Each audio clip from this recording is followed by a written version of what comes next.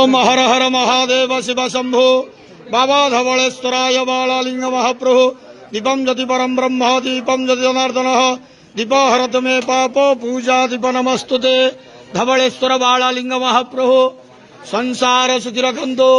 आज भाद्रव मास शुभ सोमवार रे समस्त श्रद्धालु भक्त मान आशीर्वाद करंतु, मनस्कामना पूर्ण करंतु, कर्म क्षेत्र उन्नति करंतु, ग्रहरिष्ट खंडन करंतु, जगतर मंगल करंतु, विश्वर कल्याण करंतु, आपणकर नाम प्रकाश करंतु, सेवकर डाक श्रवण करंतु, समस्त गुआवसा भक्त मानकर मनस्कामना पूर्ण करंतु।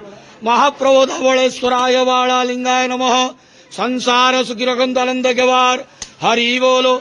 आज भाद्रव मासर शुभ सोमवार रे समस्त श्रद्धालु भक्त मान आशीर्वाद करंतु, आनंद केवार हरि बोलो। बाबा धवलेश्वराय बालालिंगाय नमो नमः। ओम नमः शिवाय महारुद्राय नमो नमः।